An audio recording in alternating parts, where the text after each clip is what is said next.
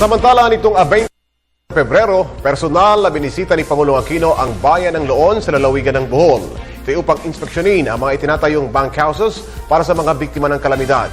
Kasunod dito, tiniyak din ni Pangulong Aquino ang patuloy na ayuda para sa mga biktima. Yan ang balitang tinutukan ni Elena Luna. Bandang alas 5 ng hapon, dumating si Pangulong Aquino sa Congressman Natalio Castillo Memorial Hospital sa Loon, Bohol. Bumagsak ang ospital na ito dahil sa 7.2 magnitude earthquake noong Oktubre. Sa tulong ni DOH Secretary Enrique Ona, nagturo ang Pangulo sa retrofitted na ospital. Bago tumungo sa ospital, nauna munang ininspeksyon ng Pangulo ang bunkhouses na ginagawa sa Barangay Kugon sa Loon. Ayon sa DPWH, 80% na ng mga bunkhouses ang tapos na. May mga bunkhouses din na binubuo sa Tubigon. Sa ginawang pulong bayan kung saan nagsilbing moderator si PCOO Secretary Herminio Goloma Jr., 7 mga survivors mula Bohol at Leyte ang humarap kay Pangulong Aquino. Kabilang dito si Tess Policarpio mula Tanawan, Leyte, na kabuhayan ngayon ang gumawa ng mga produkto mula sa banig. Nagsalita rin sa harap si Wendell Corregidor na kahit may kapansanan ay nagawang makapagligtas ng 10 mga kapitbahay. Ang gusto ko lang ay maging isang volunteer mo sa aming probinsya ng Leyte para bumangon kami uli. Volunteer, may pinakita ng tunay na gilas. Yun na siguro yung character reference. Palagay ko malakas na loob kong irekomenda sa permanenteng trabaho, at least kay Governor Petilla ng Leyte, at kung hindi naman doon sa kanyang buting ina, si Mayor Martin Petilla. At baka naman sakali may salbi yung rekomendasyon ko sa kanila, makikita kami bukas, na baka naman pwede natin masabi. Meron doon tayong talagang programa sa patrabaho sa person with disability. Ayon sa Pangulo, kabilang sa pagdiriwang ng anibersaryo ng People Power ang kanyang muling pagdalaw sa Bohol. Bitbit daw niya ang mensahe ng EDSA at ito ay hindi sila nag-iisa.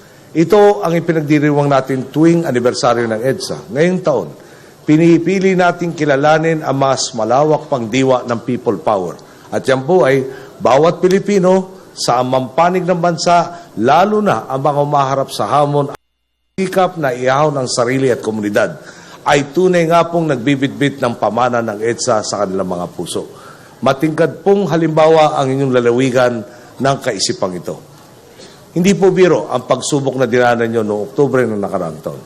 Mayroong mga nasawi, marami sa ipinundar ninyong ari-arian ang nasira, at pati nga po ang magusaling sagisag ng inyong kasaysayan ay gumuho dahil sa lindol. Ngunit sa kabila nito, ipinakita ninyo ang kakayahan ng Boholanong isabuhay muli ang people power. Kaakibat ang dekalidad at epektibong pagkilos ng inyong gobernador, kitang-kita po natin ang tinatamasang pagbangon ng Bohol. Inihalimbawa ng Pangulo ang naipamahaging food packs na aabot sa 88,600, mga ginamot ng pasyenteng mahigit 5,000 at mga nabigyan ng trabaho sa Cash for Work program na 1,800. Naglaan ang gobyerno ng 162 million pesos para sa pagpapaayos ng mga pangunahing tulay at kalsada at pagsasaayos rin ng Tagbilaran Airport. Sa pagbabalik ng Pangulo sa Bohol, sinabi niyang kitang-kita ang pagbabalik sa normal ng pamumuhay ng mga residente doon. Ipinakita nga po ng bawat isa sa inyo, gaano man kalakas ang lindol, walang kayang dumurog sa puso ng Pilipino. Ito ang tunay na diwa ng EDSA. Kung magbubuklod tayo, kung magsasakripisyo tayo, kung iaangat natin ang isa't isa, walang barikada, lindol o sakunang kayang humadlang sa ating pagtungo sa katuparan ng kolektibo nating mga hangarin. Patuloy lang po tayong magtiwala sa ating kakayahan at patuloy na manalig sa buong may kapal.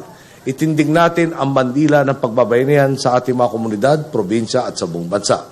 Tulad na nangyari sa EDSA noong 1986, patuloy nating ipabatid sa ating kapwa na tunay ngang walang Pilipinong nag-iisa, na sa kanilang bawat paghakbang, kasama nila isang buong sambayan ang ginagawang posible ang dating imposible. Bago nagsalita ang Pangulo, nagbigay rin ng mensahe si Executive Secretary Paquito Ochoa Jr. na siyang tumatayong chairman ng EDSA People Power Commission. Ang ating paggunita sa People Power ay isa ring pagkilala sa kabayanihan at pagtutulungan na ipinamalas ng mga Pilipino upang bumangon mula sa mga nakalulumong trahedya nitong nakaraang taon. Sa Bohol, dumiretso si Pangulong Aquino sa Cebu para sa pagpapatuloy ng pangalawang araw ng pagdiriwang ng EDSA People Power Anniversary. Nakatakda rin siyang pumunta ng lalawigan ng Samar at Leyte. Para sa Telebisyon ng Bayan, Elena Luna.